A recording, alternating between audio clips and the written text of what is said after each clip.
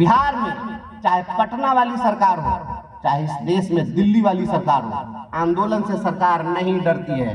एक बात समझ लीजिए, आंदोलन से सरकार नहीं डरती है।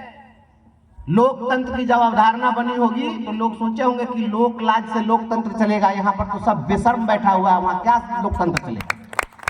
बेशर्मों की हुकूमत है। बेशर्मों की हुकूमत है। नवनिर्वाचित एमएलसी शिक्षक नेता बंशीधर ब्रजवासी अपने हर सम्मान समारोह में शिक्षकों और युवाओं के बीच यह बात करते हैं। आखिर यह बात क्यों करते हैं? क्या सच में सरकार जो है बिहार में नीतीश कुमार की सरकार वो बेशर्म हो चुकी है? और बेशर्म हो चुकी है तो कैसे हो चुकी है? आप बंशीधर ब्रजवासी की जुबानी सारी बातों को इस वीडियो में सुनेंगे।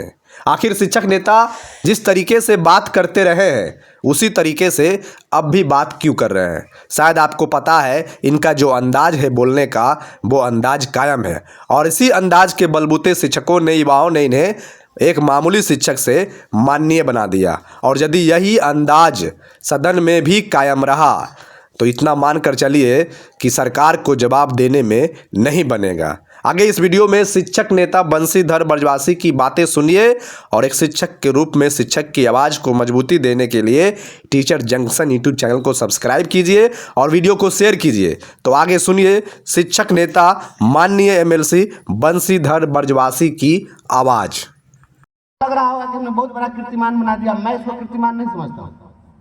मुझे प्रथम वरीयता का कितना वोट मिला? 23,003 वोट मिला। और हमारे तिरहुत क्षेत्र में शिक्षकों की संख्या है 65,000। अभी 65,000 शिक्षक मिल करके वोट कितना लाए? 23,003। ये केवल शिक्षक का ही वोट नहीं था, अपने परिवार का भी वोट था, समाज का भी वोट था। इतने दिनों तक समाज में हमारा भी कुछ व्यक्तिगत परिचय है। तो उस 23,003 वोट में प्रथम वरीयता का 15,000 वोट ही अधिकतम होगा तो शिक्षकों का होगा। शेष वोट कहाँ गया?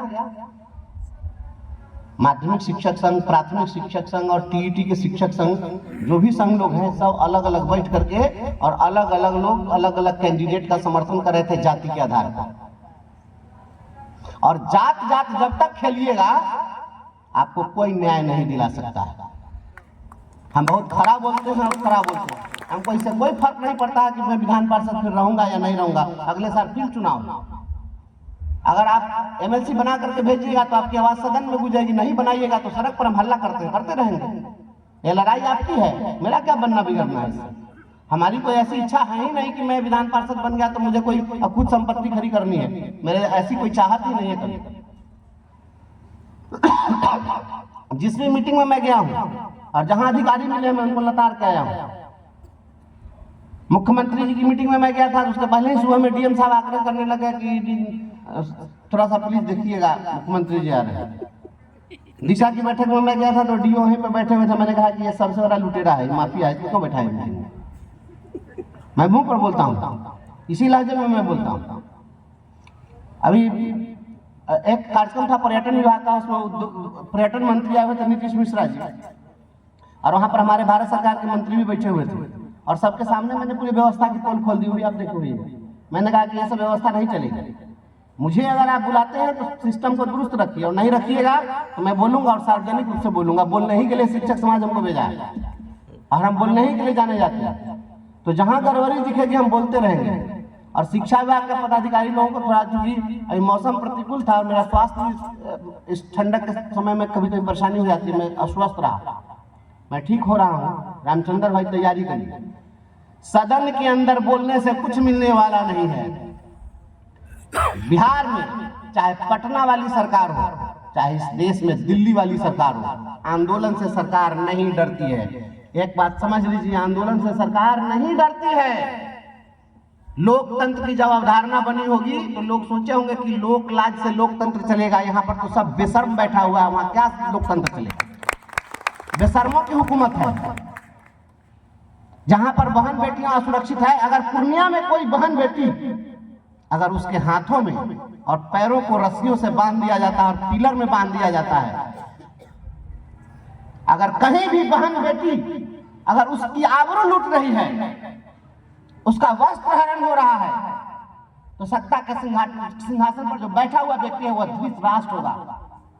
धृतराष्ट्र वास्तविक है या काल्पनिक मैं नहीं जानता हूं, लेकिन धृतराष्ट्र का अर्थ होता है धृतराष्ट्र, जो राष्ट्र को धारण करे उसको धृतराष्ट्र कहते हैं। और जो आंख से अंधा राजा होगा, धृतराष्ट्र अगर अंधा होगा तो उसके सामने द्रौपदी का चीरहरण होता रहेगा। राज्य का मुखिया आंख से अंधा बना हुआ है। मैं इसलिए कहता हूं कि सरकार बेशर्मों की सरकार है, जहां पर एक शिक्षिका का हाथ पैर बांध दिया जाता है इसी राज्य के अंदर। जो हो रहा है आप सब आप सामने देख रहे हैं क्या हो रहा है। आपको लड़ाई लड़नी पड़ेगी और लड़ाई होगी, अब आंदोलन नहीं होगा। अब बिहार के शिक्षक अपने जमीर को जगाइए और जाति पाति से बाहर निकलिए। बहुत जाति गुतियागिरी की है, जाति के आधार पर संगठन चलाए और उससे बाहर निकल जाइए। और जिस दिन से बाहर निकल गए, हम 6 लाख लोग हैं। किसी भी पंचायत में हमारी संख्या 65 से कम नहीं है। किसी पंचायत में हम 150 लोग हैं। 150 पढ़े लिखे लोग किसी भी पार्टी में एक पंचायत में नहीं मिल सकते हैं। हम चाहें तो जो चाहें वही कर सकते हैं, लेकिन चुनाव जब आता है तो जाति का कीड़ा बड़ा तेजी से काटने लगता है। इससे उबरिए। 2025 का चुनाव है। अगर यहाँ पर मंच पर बैठी हुई एक बहन कहती है कि हम सेवानिवृत्त हो गए, हमको कुछ नहीं मिला, तो आप इस चीज को समझिए, सेवानिवृत्ति सबकी होनी है। सभी लोग रिटायर होंगे और ऐसे ही रिटायर होना पड़ेगा। कोई जाति का नेता आपको कोई मदद करने नहीं आएगा। आइए, कथित सुशासन की सरकार को इस चुनाव से पहले एक सीधा संदेश देते हैं। पटना में एक महाजुटान करिए, 5 लाख शिक्षकों को एक दिन पटना में जुटाइए। अब आंदोलन नहीं करना है, गर्दनी बाग नहीं जाना है, गांधी मैदान में आना है और ताकत दिखाना है कि हम 5 लाख लोग, 6 लाख लोग खड़ा हो गए हैं तुम्हारे खिलाफ में। या तो तुम हमारी मांगों को पूरा करो और नहीं तो 2025 में तुम्हारे विदाई की पटकथा हम लिखेंगे। तैयारी करिए इसके लिए। और सेवा निरंतरता इस सरकार को देनी होगी। नाम बदलने से क्या होगा? शिक्षा में नियोजित शिक्षक, अविशिष्ट शिक्षक, उत्कृष्ट शिक्षक, निकृष्ट शिक्षक, भांति भांति के शिक्षक, रंगारंग बिरंगारंग शिक्षक। ये क्या हो रहा है?